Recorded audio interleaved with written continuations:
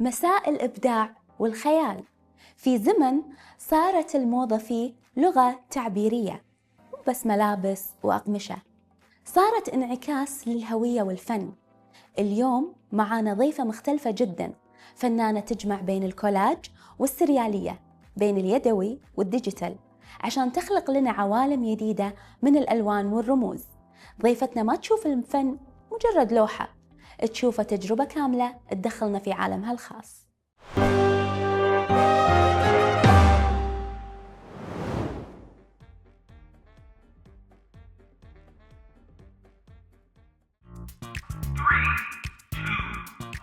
اختيارك للصور، تفضلين أبيض وأسود ولا ملون؟ على حسب المزاج، ساعات أبيض وأسود ساعات ملون، بس أنا أفضل الألوان لأني أحب التفاصيل. شنو أول إحساس يجيلك لما تلبسين قطعة تحبينها؟ تشبه جزء مني لأن ممكن اخترتها حسب تفضيلي للأشياء. لو الموضة كانت مشاعر، أي شعور تمثلك؟ الحرية. هل تختارين ألوانك عشان تعبر عن حالتك النفسية؟ ممكن ساعات تكون على حسب المزاج أو الحالة النفسية أو الإحساس، وساعات العكس أختارها علشان هي تغير المشاعر. شنو القطعة اللي تحسينها مثل الأمان النفسي لك؟ أحب وايد التراتشي، أحس التراتشي اختراع وايد حلو، وهذا الشيء اللي ممكن أنا ما أستغني عنه بالموضة.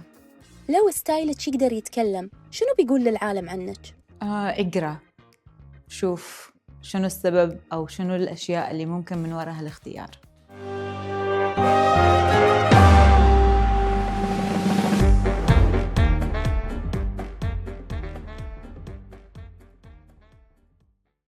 الفن أنواع، وضيفتنا فنانة في مجالها. ضيفتنا فاطمة القلاف متميزة في فن الكولاج والسريالي يدوي وديجيتال. حياك الله فاطمة. الله يحييك. نورتينا في لمودة. نورك حبيبتي. كلمينا أول شيء، كلمة سريالي شنو يعني؟ سريالي هو انك تدمجين بين الواقع والخيال. شلون ان انت تشوفين الاحلام صايره، لما احنا نحلم الاشياء موجوده بالواقع، بس هي اساسا دخل خيالنا شوي بدمجها، مثل ما لما كنا صغار شلون نتخيل الاشياء غير عن اللي موجوده بالواقع. هذه هي السرياليه. يعني نفس الحرية، نفس الحورية، نفس الأشياء اللي لها علاقة يعني شيئين موجودين بالواقع ندمجهم ببعض لأنهم ما يندمجون، بس خيالنا لتوصيل الشعور يخلينا نركبهم بطريقة عشان الواحد لما يشوف يعرف المعنى أو الرسالة. إنزين، والكولاج وايد الحين ظهر فجأة، هذا الفن موجود من زمان بس صار ترند الكولاج. حكينا شوي عن الكولاج. الكولاج هو كان طريقة لتوصيل الرسائل بطريقة مبهمة عشان ما تكون واضحة، بس هو وصل لمرحلة أن الناس يعبرون بطريقة ساخرة عن غضبهم والأشياء اللي ممكن هم يعبرون فيها وما يقدرون أحد يسمعهم فيها أو ممنوع أن يعبرون فيها. بس مع الوقت هو أساساً فن تعبيري، فن بصري تعبيري، يتكون من أن أنت تعبرين عن طريق قص الصور وتركيبها على بعض. فشنو الرسالة اللي أنت حابة توصلينها، أو أن أنت حابة تستكشفين بارت داخل جسمك أو نفسك أو مثلا تفكيرك ومشاعرك، تقدرين أنت تستخدمين هالفن عشان يساعدك. شلون بدأ الشغف في الفن السريالي والكولاج مع فاطمة؟ مثل ما قلنا هو خيال. احنا كلنا لما كنا صغار الخيال عندنا وايد خصب بيكون، وعندنا فضول بالاشياء، فالاشياء هذه تخلينا نبي ان نتعمق فيها مع انفسنا. لما الواحد يكبر ساعات ينسى البارت اللي هو العلاقة بالإبداع والخيال، فيصير واقعي زيادة عن اللزوم. ساعات يكون واقعي أوكي بس خياله للحين موجود، يقدر يدمج الاثنين مع بعض، ولما يشوف إنه هو مبدع ويقدر يغذي الإبداع عنده وخياله، يبدع بالأشياء اللي لها علاقة بهالفن. شلون اكتشفتي انك تحبين هالشيء؟ قلتي هذه فاطمة القلاف، هذه اللي انا ابي اصيرها، فنانة من هالنوع.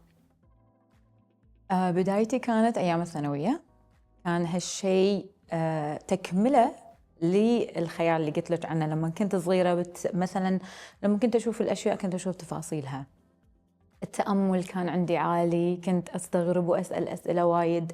فهذه الأشياء خلت عندي فضول إني أنا مثلا لو أركب هالشيء على هالشيء، ولو أشوف صورة عجبتني بس حابة أنا أغير فيها شلون ممكن تكون. فبديت هالشيء أول خطوة لما كنت بالثانوي. بديت أسوي ملفاتي وكتبي والدفاتر مالتي بالطريقة اللي أنا مثلا أحب أنها تكون لها علاقة فيني. بس بعدين صار هالشيء، لقيت نفسي بما معناه لما أنا قمت أعبر فيه عن مشاعري أو عن الصورة اللي حابة أوصلها بالخيال اللي أنا قاعد أتخيله. زين، في موقف أو يعني تجربة مريتي فيها ألهمتك أو خلتك تعبرين؟ أنت قلتي شيء يعبر عني، يعني في تجربة أو موقف صار؟ وايد. واغلب تقولين مثلا اغلب الفنانين تصير الصوره اللي هم قاعد يعبرون فيها لها علاقه بتجربه شخصيه، اما شعور او موقف او مثلا تغيير بالشخصيه او الاشياء اللي ممكن اساسا الواحد يعني let's say grow out of things. فممكن تقولين ان اكثر فتره ساعدتني اني انا هالشيء يطلع بزياده او اعبر فيه اكثر هي فتره كورونا. كانت الفترة هذه أغلب ممكن حقنا كلنا إن هي الواحد يقعد مع نفسه ويكتشف شنو الأشياء اللي يحبها. ممكن جربنا أشياء وايد حزتها، بس في ناس أوريدي عندها الهواية أو الموهبة حق الشيء. هذه الفترة ساعدتنا إن احنا نعبر فيها أو نستعمل الأدوات اللي ممكن ما قدرنا نستخدمها مع الانشغال بالحياة بالفترة اللي كانت قبلها كورونا. فبعدها هالشيء ساعدنا أكثر وأكثر. يعني معناته حب الثانوية أو الفن اللي كنت تحبينه وانت بالثانوية انشغلتي عنه طول السنين، وفترة الجائحة خلتك تكتشفين ذاتك أكثر؟ هي ما انشغلت عنه، كان موجود، لكن فترة الجائحة خلتني أنا أجربه بالأدوات الثانية. مثلا الديجيتال صار لأنه ما في مجلات وما كنت أقدر أنا أطلع مثلا أجيب الأشياء وهذه كلها، صار عندنا الأوبشنز موجودة على الإنترنت. صح. التابلتس عندنا موجودين ونقدر نستخدم هالشيء. حق نفسي ليش ما أجرب إني أنا أسوي هالشيء على الديجيتال؟ خلاني أشوف الأوبشنز اللي موجودين عندي، وهم نفس الوقت لقيت في لوحات أنا قدرت أعبر فيها عن نفسي أكثر ممكن من اليدوي بس بطريقة مختلفة. ايش رايك في اقبال الناس فاطمه على هذا النوع من الفن؟ يعني لما تحطين صوره بالمواقع التواصل الاجتماعي تحسين انه في اقبال عليها، تشجيع، مدح، لايكات؟ في الناس موجودة يعني عندها يعني الجانب الحسي الإبداعي البصري، مثلا الألوان وشلون تتركب على بعض، وممكن يكون عليها غريب إن هي شلون إحنا نوعية هالفن، لأن العين مو متعودة على هالشيء. يعني موجود هو هالفن من زمان، بس ممكن تو get introduced عندنا هني فترة حيل قصيرة. يعني في فنانين قاعدين يمارسونه بس مو كل الناس شافوه. لما قعدوا يشوفون مثلا التغيير أو الغرابة اللي فيه، خلى عندهم نوع من أنواع الفضول علشان يعرفون شنو أو ليش أو حلو هالشيء من مدة غرابته أو طريقته. أو اللي أحلى من هذا كله إنه هم عندهم الجانب اللي هو كان عليه حدود، خلاهم يقدرون يعبرون فيه بطريقة اللي هي let's say أكثر جرأة. تعتقدين فاطمه التواصل الاجتماعي اثر في ان الناس قامت تعرف هذا النوع من الفن؟ والسوشيال ميديا فيها الشيء اللي وايد يعني قاعد يفيد كل الناس، إنه قاعد يوريهم الأشياء اللي ممكن ما مروا عليهم من قبل، قاعد يساعدهم على إنهم يلقون اهتماماتهم أكثر، شنو يشبههم من ناحية التفكير، طريقة التعبير. فوايد أشياء ساعدتنا فيها السوشيال ميديا. يس. انت بالنسبه لك؟ أنا بالنسبة لي أنا أحب الناس اللي مسوي لي فولو في بيني وبينهم يعني علاقة let's say جميلة. يعني وصلتي الفن بصوره حلوه حق الناس. كثر ما أقدر أنا يعني من ناحيتي الأوثنتسيتي اللي هي هذه أنا طريقتي. يعني أنا ما حبيت إني أنا أوري الناس اللي هم يحبون يشوفونه كثر ما أني أنا أحب أوريهم اللي أنا موجود عندي. فصار عندي الفن أوريدي هو عامة الفن يعتبر كدايري حق الفنان نفسه. فلما أنتي تين تورين الناس إن هذه أنا، هذه الأشياء اللي ممكن أنا أقدر أبدع فيها، هذه الأشياء اللي ممكن أنا أدمجها مع بعض، هني يفتح لهم مجال إن يشوفونك أنت الحقيقية، بلاس يفتح لهم مجال إنهم يشوفون نفسهم. تحبين الكولاج اليدوي ولا الديجيتال؟ أحب الاثنين. أفضل اليدوي أكثر لأن يعطيك مساحة اللي أنت يتحركين فيها، لأن لما هي الواحد يحرك إيده يقدر يرتب أفكاره ويقدر يرتب مشاعره. الديجيتال حلو لأنه فيه الأوبشنات وايد وخفيف، تقدرين تاخذينه معك كل مكان. بالحالتين هو معطيك الحالة اللي تحبين توصلينها، بس أفضل اليدوي أكثر. اليدوي أنا شفتك تقصين الوردة والعين وايد دقيقة فاطمة. الحلو بالبروسيس ان انت لما تجين تركزين بشيء، مثلا لا تسي قاعد تمرين بمشاعر مو اوكي او يوم صعب او فتره اللي هي مثلا تكونين مضغوطه فيها، لما يكون عندك هوايه بطيئه، لما تجين تقولين قاعده اقص التفاصيل، هذا البطء اللي فيها هو الاهم شيء فيها، اكثر من اني انا اكون بيرفكت. البطء اللي فيها يساعد يعني حتى لما تين تمارسينه تشوفين نفسك ان انت تسمعين نفسك، قاعده تهدين النيرفس سيستم مالك، وقاعده تسوين الشيء بطريقه توصلين فيها مع نفسك لاتزان، لان انت تشوفين شو اللي قاعد تحسين فيه وقاعد تعبرين عنه بنفس الوقت تشوفينه بطريقه اهدى. فاطمة، الفن السريالي أو الديجيتال اللي تقصينهم أو بإيدك، وحتى اللي هو الكولاج، هل هذا الشيء له علاقة بالموضة ولا لا؟ في أشياء وايد لها علاقة بالموضة. يعني الفنان إذا قاعد يجرب ديجيتال ولا اليدوي ولا غيره، لما يجي أساساً هو اللي قاعد يسوي يعني الشخص اللي يصنع الموضة عنده نظرة للأشياء شلون تتركب على بعض، عنده شلون مثلا الألوان له بالنسبة له تناسبه. يعني مثلا أنا بالنسبة لي لونين مع بعض حلوين بس بالنسبة لك لا، لكن لما أنت تمارسين الفن وخاصة الكولاج يجبرك ان انت يعني تواجهين لونين مختلفين عن بعض فتشوفين شلون تركبينهم. ممكن احنا متعودين ان هاللونين ما نشوفهم برا بالفاشن، فممكن اساسا يساعدونك ان انت يكون لك الستايل مالك بروحك، او عندك يكون الاختيار الالوان اللي اوفر مع الباترنز الاوفر، او تصيرين العكس تقدرين المونوكروم اكثر. لما تجربين الكولاج يعتبر بأغلب الناس فوضى لأن ألوانه وايد وتفاصيله وايد، فتشوفينهم مثلا لما يمارسونه يختارون المونوكروم لأن أهدى لهم، يحسسهم أنه هو مثلا إحساس معين. حتى بسيكولوجية الألوان لما الشخص يختار ألوان معينة لا علاقة بإحساس معين بحالة قاعد يمر فيها، ممكن أساسا الفترة اللي احنا تغير هرمونات المرأة وهالأشياء هذه كلها خليها تختلف بالذوق من الملابس والألوان على حسب اللي هي تمر فيه. وبالنسبة حق هذا الشيء فاطمة، تعتبرينه موهبة ولا لازم يدرس؟ يعني هذا النوع من الفن يحتاج موهبة من الصغر ولا عادي أودي شخص ما يعرف بس يتعلم؟ مثل ما أنا قلت لك إحنا الإبداع موجود فينا من يوم إحنا صغار، بس إحنا نشغله أو نطفيه. فشنو الإبداع اللي عندك إياه؟ أنت أساساً مع الوقت لازم تدرسين الأشياء من ناحية النظر، خاصة إذا كانت أشياء بصرية.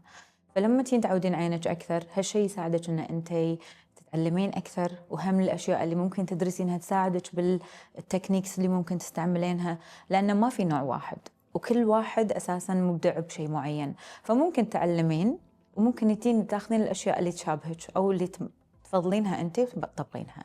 زين، إذا كان الفن فاطمة شيء يلبس، فتحسين أن الفن السريالي ولا الكولاج ينفع يكون شنو؟ مثلا لبس، اكسسوار؟ It's already هالفن موجود. بتشوفينهم لما الديزاينات العين أكبر من عين، يحطوا لك الحلج وايد كبير مثلا جسم المرأة صغير، هذا يعتبر هم الكولاج وهم هذا سريالي، كأنه قاعد يعبر مثلا بالشكل للنظرة كبيرة أو الكلام يكون واضح.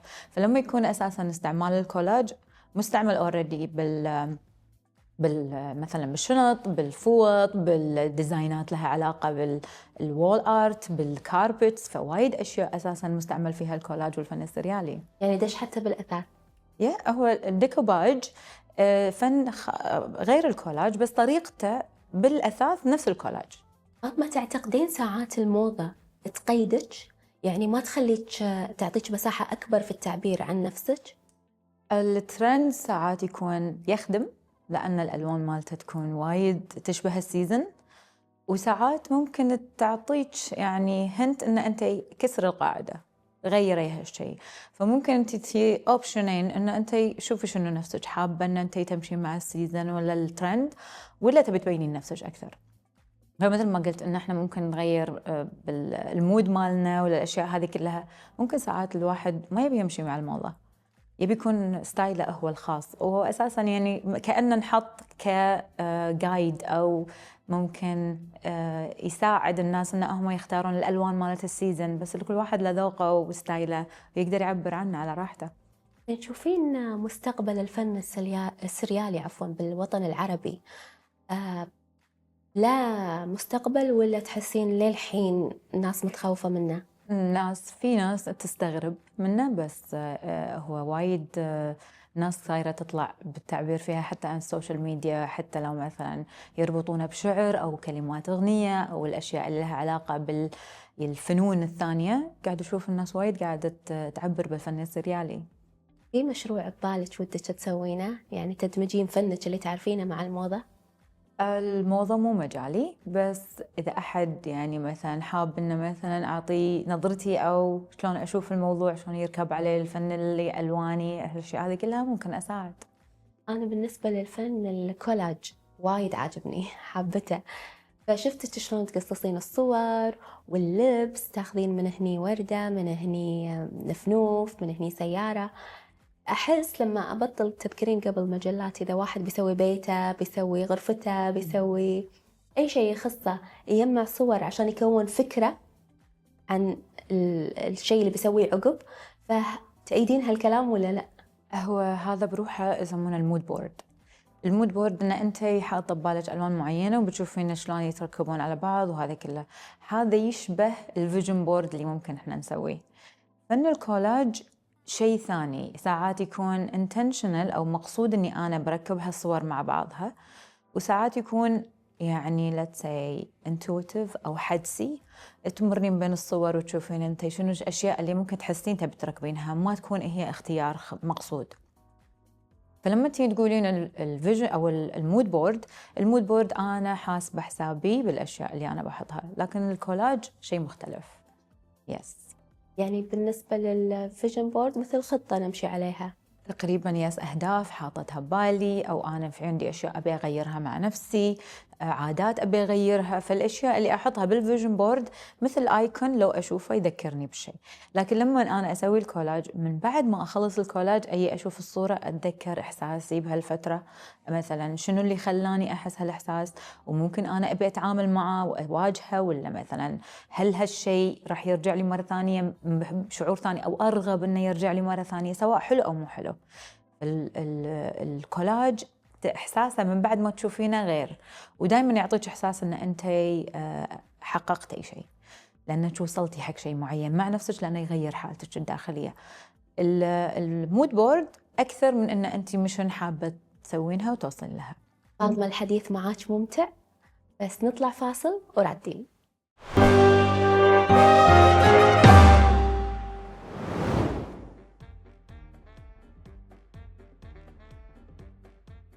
ردينا لكم في برنامج لمودة مع فاطمة القلاف. فاطمة، تكلمنا عن الفن الكولاج، أنا وايد مركزة عليه. لما تسوينه وتخلصين منه، شنو فوايده عقب ما تخلصين من لوحتك؟ تقولين أنا شنو الفايدة اللي استفدتها من هذه اللوحة بعد ما سويتها؟ أوكي، أول شيء البروسيس أهم من إني أنا أطلع اللوحة. إذا أنت رايحة حق تسوين حق شيء له علاقة بأنه هو يكون فن حدسي، راح يساعدك مثل ما قلنا يهدي النيرفس سيستم، يوصلك حق حالة من أن أنت تكونين تشوفين الأشياء بوضوح، حتى لو كان عندك مشروع تبي توصلين له بس عندك تزاحم بالأفكار والمشاعر، يساعدك أن أنت ترتبين مشاعرك وأفكارك. وبحالة أن أنت مثلا قاعدة تمارسينه من حالة لحالة تنتقلين فيها، دائما الحالة الأخيرة اللي توصل لها فيها satisfaction أو رضا، أن أنت قاعدة تعبرين، وفوق هذا كله سامحة حق نفسك، تقعدين مع نفسك وتسمعين الأشياء اللي داخلك ممكن تمر. ودائما هالشيء حلو، لأن لما انتين تخلصينها وتشوفين الإنجاز مالك، لما تشوفينها من بعيد انتين تشوفين شلون أنت عرفتي تركبين الأشياء على بعضها، وتشوفين ممكن هالجانب ما كان متوقع منك، وفي جانب إنه يكون مثلا مو عارفة إنه كنتي تعبرين فيه بالكلام. طبعا مع الوقت هالشيء يساعدك ان انت تعبرين بالكلام اكثر، لان في اشياء ساعات احنا نحس فيها وتقولين انا مو عارفه شلون اقول لك اللي بقلبي او اللي انا قاعد افكر فيه. مع الوقت هذا الشيء يعطيك وضوح حق نفسك اكثر، مع الناس يصير اسهل بالتعبير. في إقبال على الكولاج حالياً ولا لا؟ ياس ما شاء الله، أنا قاعدة أشوف الناس حتى اللي أول مرة أو اللي مو أكثر مرة، في ناس عندي ما شاء الله قاعدين فوق وصلوا أكثر من 20 مرة. فحلو الموضوع إنه هو قاعدين يستمتعون بهذه الفترة اللي مع أنفسهم فيها، خاصة بوقتنا هذا اللي قاعد أقول لك قاعد يخلينا نحس إن الضغط مثلا بالسرعة بالأشياء هذه كلها ممكن يوصلنا مع الدوام أو مع العائلة مرحلة الاحتراق الذاتي أو اللي يسمونها البيرن أوت. فإحنا نحس لما نحتاج شوي نبطئ هالأشياء، ممارسة هالشيء قاعد يساعدهم. تحسين ان الويدنج بلانرز اقتبسوا فن الكولاج في تنظيم الاعراس؟ لما اروح حق مصممه اقول لها ابي اسوي عرس مثلا، تتخيل شكل الطاولات وتقصصها الكيكه والنفنوف وتحطهم مع بعض اقتباس؟ هو طريقة الكولاج لما الواحد يركب صورة على بعضها، لأن كولاج معناتها بالفرنسي بالعربي هي فن القص وتركيب الصور. فلما تين تقصين صور على بعضها حتى لو بالفاشن، يعني حتى لو تين تركبين قطعتين على بعض، يعني تشوفين الحين البرامج قاعد يقول لك اوبشن ان تكونين كولاج تسوينه، يركب لك الصور اللي انت مختارتهم مع بعض ويسوي لك اياها جاهزة. فنفس الطريقة. يس. شنو تنصحين إذا في شخص مهتم في هذا النوع من الفن وده يبلش بس متردد؟ go ahead، لأن هو part of you being you. يعني إحنا لما أنا أعبر بالفن، الفن هو مساحة وايد كبيرة وما فيها حدود حق الشخص إنه هو يكون نفسه. ولما يكون نفسك معناته إنه قاعد يضيف حق الناس شيء. لأنه لما يكون مثلا مقتبس أو شايف أحد يبي قلده، حلو إنه هو يقلده، بس لما يشوف إنه هو ما له هوية ما قاعد يضيف حق الناس شيء. يعني حتى لما تيجي تقولي لي فلان خبير بالشيء، خبير معناته إنه درس الأشياء المدروسة اللي خالصة، فما فيها إبداع. لكن لما هو يبدي بنفسه، الإبداع يطلع من ناحيته بطريقته هو، بستايله هو، بالإضافة اللي هو ممكن يضيفها حق الناس. عادة شنو الألوان اللي تفضلينها بالكولاج، أبيض وأسود ولا ملون؟ لا، دايما ملون. الأبيض وأسود عشان نوضح الألوان أكثر. يعني لما تكون الألوان موجودة لها المشاعر تكون أكثر موجودة، لأن احنا تعودنا يعطونا الشارت مال الألوان يقول لك هاللون معناته الإحساس الفلاني. فلما الناس تيجي تشوف الألوان تحس إن التعبير بالمشاعر أكثر. يعني حتى لما تشوفين الأفلام لما يكون هاي كواليتي تشوفين إنه يوصل لك الفيلم بالرسالة كاملة، غير لما يكون بس أبيض وأسود.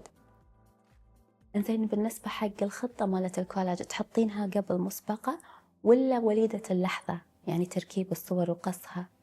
لما يكون مثلا أحد طالب مني لوحة يقول لي المشاعر اللي تبيها باللوحة مثلا هي شلون صايرة، أو القصة مالتها اللي ممكن ترويها شنو، يكون عندي صور معينة أنا بيحطها. لكن لما أكون مثلا أني أنا أبي أعبر علشان مثلا أعبر بالفن، لا، ما يكون في أي بلان أو خطة موجودة. شنو أحسن مود تسوين فيه الفن هذا؟ أنت كل معصبة ولا؟ المودات كل المودات. يعني أنت مستانسة راح تعبرين عن الأشياء الحلوة بالألوان وبالصور والأشياء اللي ممكن تحطينها، وأنت مثلا تكونين حتى لو يساعدك وايد إنه يغير مودك ويحسن لك إياه، وبنص البروسس راح تشوفين عبرتي عن الشعورين. فممكن تعبرين بكل المشاعر عادي. إنزين، منو إذا قلنا عمل أنت أقرب لقلبك تهدينه حق منو؟ أهدي حق الناس تقريبا كلها اللي حابة إنها هي تعبر عن نفسها أكثر، اللي مثلا حاطة حق نفسها حاجز إن هي تكون محدودة. وطبعا إحنا ما نحط حواجز إلا إحنا نفسنا نحطها. الحرية بإن أنت تعبر معناته إن أنت تكون مثل ما أنت حاب تكون. ما أحب إني أنا أكون مثلا شخص ثاني. هذه النصيحة الوحيدة اللي ممكن أنا أعطيها حق أي أحد. في عندك صورة أو لوحة أنت مبروزتها وما تعطينها أحد؟ هي ديجيتال بس مو ما أعطيها أحد، هي أكثر واحدة ممكن تعبر عني أنا. حلوة الرسالة اللي فيها فأنا أحبها. يس. رسالة كانت عن شنو؟ عن لا حدود بالإبداع والخيال. ما عندك حدود فاطمة؟ لا، يعني هي كانت صورة بنت ولابسة تراتشي كبار لأن أنا أحب التراتشي، وصوب الرأس عندها فضاء. ما أقرب حق قلبك، الفن السريالي ولا الكولاج؟ كل واحد غير. يعني الفن السريالي فيه حلو إنه هو مجال كبير حق الإبداع، مجال يعني أكبر مكان ممكن الواحد يخلي اتصال مع نفسه، إنه يحس المشاعر مكانها وين، ألوانها شلون صايرة، التعبير عنها بطريقة شنو، صورة شنو، بكلمات شلون صايرة. الفن السريالي الأحلى فيه إنه هو ما له حدود. يعني حتى لو تمارسين الكولاج ممكن اليدوي أنا أتكلم عنه، ممكن يكون ليمت اللي هو له علاقة بالمواد، له علاقة بالمساحة، له علاقة بأشياء لها بالتعبير أن أنت تكونين وايد مثلا مو قادرة تحصلين المادة كاملة. لكن لما أتكلم عن السريالي، الكونسبت مال السريالية ما له حدود، وايد كبير، وممكن يخليك أنت تكبرين مع الوقت، من كل مرة تعبرين فيها تعبرين أكثر بطريقة مختلفة، بطريقة جديدة، بطريقة ممكن تكون أسهل حق اللي حق يشوفها مثلا ويقراها. فهذه الأشياء ممكن تكون وايد واسعة. أطول لوحة أخذت من فاطمة إيش كثر؟ أوكي، هذا سؤال وايد انسألته. في عندي لوحة أخذت مني أكثر من 8 أيام، كانت موجودة على الأرض وكنت أروح وأرجع عليها وأقول لا هذا الشيء ما يركب على هالشيء. وكانت هاي الفترة نفسها اللي بكوفيد. كنتي دقيقة في اختياراتك في هاللوحة. لأن هذيك الفترة تقريبا وايد كانت ضغوطات نفسية، يعني تعبتنا من ناحية السترس والخوف والأشياء هذه كلها، فخلتنا أن ممكن نشوف مشاعرنا لسبكتروم أكبر.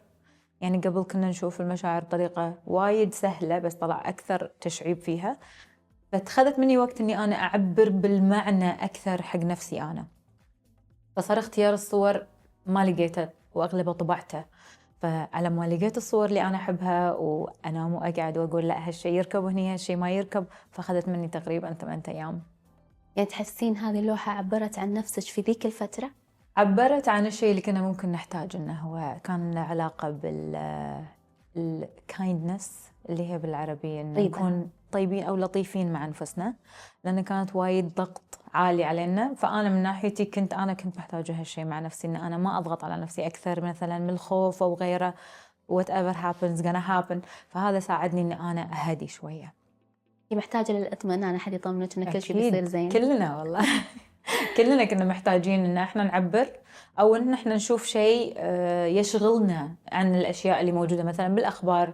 وأغلب الأخبار مثلا ما تجيب لنا الأخبار الحلوة، تخرعنا وتخوفنا. فالواحد لما يبي يعبر من الخوف وهالأشياء دي كلها يحكر نفسه بمكان معين ساعات يصير. لكن لما هو عنده الهواية اللي موجودة تفتح له مجال إنه هو يعبر، ياخذ وقته فيها يكون أحسن.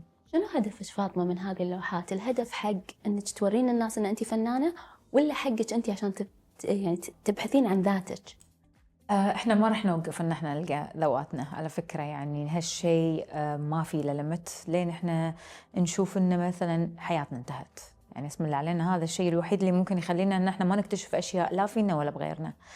الفن ساعدني من هالشيء، باني انا مثلا كل مرة مثلا يكون معاي شيء استوعبه او وعي يزيد، او اني انا تواصل له علاقة مثلا حتى لو الاشياء اللي لها علاقة بعائلتي ولا اصدقائي، قاعد يساعدني اني انا اكون اكثر وعي بالاشياء اللي انا ممكن امر فيها، من ناحية اشياء حلوة او اشياء ممكن تكون سلبية.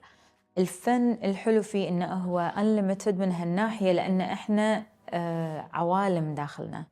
مو بس ان احنا مثلا نتشابه بالشكل، لكن من داخلنا نمر افكار، نمر مثلا مشاعر وايد. هالاشياء هذه كلها ممكن ان احنا كل ما قعدنا مع نفسنا نفهم نفسنا اكثر، وكل ما قعدنا مع نفسنا يكون الموضوع اسهل وابسط. فممكن اول فترة تكون مضغوطة او صعبة، او لان المواجهة فيها شوي ثقيلة، فالتعبير بالفن هني يكون انتنس، فالواحد ممكن يكون وايد يبي يعبر زيادة، مع الوقت يكون ألطف. الحلو موضوع الفن ان انت كل مرة تعبرين فيها راح يكون اسهل عليك، لين ان انت تكتشفين شيء جديد بتعبرين عنه ويطلع لك اياه بطريقة غير. يهمك رأي الناس في لوحاتك ولا لا؟ هذا المود اللي انا سويت فيه اللوحة وخلاص كيفي. اتبين الصراحة يعني على حبي لتعبير الناس وشلون هو يشوفون لوحاتي، لا ما يهمك؟ لا لأنه هو مود. هو مو مود، هو يعني انت قاعد تكلمين عن نفسك. يعني هل أنت ما يعجبك نفسي؟ This is up to you. ففكرة أني أنا أسوي وأعبر نفسي، يعني عن نفسي، هذه أنا اللي أنا قاعدة أتكلم، أنا اللي قاعدة أعبر. فكل واحد يبي يشوف البارت اللي هو حابه. يعني مثلا الفن لما أنا أسويه، حتى لو أنا مثلا أحطه على السوشيال ميديا، هذا part of شعوري، ما شيء له علاقة فيني، شيء له علاقة بتجربة أنا قاعدة أمر فيها، فيعتبر كأنه الجورنال اللي ممكن اكتب فيه يعتبر مثلا الدايري اللي انا مريت فيها. همشي فيها في اشياء ساعات شنو مثلا اكون مسافره فيعجبني اشياء لها علاقه بالمكان واجمع الاوراق وهذول كلهم واعبر فيه بكولاج. فهو بالنسبه لي رحله. صح. بالنسبه لي انا انعكاس حق حاله او شعور او مرحله. فالناس لما يجون يشوفونه يشوفون الشيء اللي مبين لهم هم عبروا ولا ما عبروا وايد شيء حلو. بس ان الاحلى بالنسبه لي انا شلون شعوري ناحيته. تستانسين إذا أحد شاف هذه اللوحات اللي أنت سويتيها بحب أو متضايقة أو متوترة أو whatever شنو كان شعورك وقتها، تستانسين إذا فهموا القصة؟ هو شوفي اغلب الفن يعتبر كنا لغز. الفن الكولاج بالزياده بعد دائما الفنانين يقولوا لك مو القصه كامله او القصه المو صجيه عن الفن مالهم. الحلو بالموضوع ان الكولاج حتى لو انت تجربينه يعتبر لغز حق كل الناس الا حق نفسك انت يكون صوره يمكن اوضح من اللي ممكن متوقعتها. لما يجيلك احد يشوف الكولاج ويقول لك انا اشوف انه معناته كذي هو حلو. في بارتس يشبه صدق الكولاج اللي انا مسويته بس الاغلب هو نظرتك انت للحياه. يعني لما انا اسوي كولاج وتين تقولي لي هذه نظرتك انت للاشياء للرموز اللي انا حاطتها. وممكن يكون هم نفس الشيء انا على حسب اني انا ممكن مع اني حتى امارسه وحتى اني انا اعرف الرموز اللي فيه بس لما انت تيجي تعبرين فيه انا اشوفه غير عن ان انت تقصدينه. فهمت قصدك لأن أنا حاولت أفتش للغاز اللي بالصور ما قدرت لأن أحاول أسوي تصور تفاجئيني بالإضافة اللي ضفتيها غيرت المعنى تماما بالصورة. هو الحلو بالكولاج ان انت تصير عندك الباب حق ان انت تشوفين شيء وايد حلو وتقولين حق نفسك اذا انا ضفت عليه نظرتي او طريقتي شنو ممكن يصير شنو يمكن يطلع مني. فيحوشك حتى فضول مو بس على الصورة يعني تحوشك فضول مع نفسك انت لوين الليمت مالك يكون. في أحد بالعائلة حولك مهتم خصوصا الصغار؟ مهتم بالكولاج ولا بالفنون اليدوية؟ كله السريالي والكولاج. يقولوا لك مثلا فاطمة علمينا شلون سويتي كذي أبي أصير كذي بالمدرسة. من الصغار أنا يهموني الصغار. الصغار عندي بنت اختي عندها فضول. عندي الصبيان هم عندهم مثلا يطلعون انت شلون ركبتي هذا وشنو تقصدين وهم ساعات هم يعبرون بنفس الشيء. وطبعا الصغار عندهم ما شاء الله الذكاء اعلى من فترتنا احنا والخيال واسع. لان عندهم الاوبشنز انهم يشوفون ويدورون ويتعلمون الاشياء. احنا كان عندنا الاشياء ممكن محدوده ولها علاقه بالطبيعه اكثر والانتر اكشنز اللي ممكن نشوفها قدام عيننا. هم عندهم السوشيال ميديا والسيرش وتشوفين كل شيء عندهم. فهم عندهم ذكاء من ناحيه انفسهم وهم يقرون الناس بطريقه اسرع. فلما تيجي تقولي لهم هذا معناته كذي يستمتع ان انت عبرتي بهالطريقه بس يضيف لك ان انا بالنسبه لي كذي وكذي. يعني احنا الكبار ممكن تسكتين ما تقولين وهذا الحلو باليهال ان هم يتكلمون ويشاركون مشاعرهم وهذا الشيء اللي يخليهم محبين للحياه اكثر. يعني احنا لما نكبر ممكن يحوشنا مشاعر معينه تخلينا نسكر على انفسنا. احباط. ممكن يكون إحباط ممكن يكون مثلا خيبة أمل وهالأشياء هذه كلها. ساعات هم ممكن ما له علاقة بالمواقف ممكن له علاقة بطفولتنا. طفولتنا علمتنا إن إحنا ما نشارك بس هم طفولتهم مع أهالي أوريدي تشارك. هالشيء يساعدهم إن هم مثلا يكونوا وايد منفتحين للعالم ويتعلمون أشياء جديدة. زين احنا تكلمنا عن أطول لوحة أبي أكثر لوحة بشكل سريع. ساعتين ساعة ونص. ساعتين ساعة ونص تخلصينها. تحبين تضيفين كلمة أخيرة فاطمة؟ أحب إني أنا أقول إن الإبداع وايد حلو وإن إحنا وايد عندنا هالأداة بالحياة مو بس بالفن حتى بالتواصل حتى بالأشياء اللي إحنا ممكن نعيشها كل يوم. الإبداع شيء وايد متوفر عندنا بس إحنا لازم نفتح له المجال وإن إحنا نختبره مع أنفسنا. مشكورة فاطمة على حضورك. نشوفكم بحلقات جاية. مع السلامة.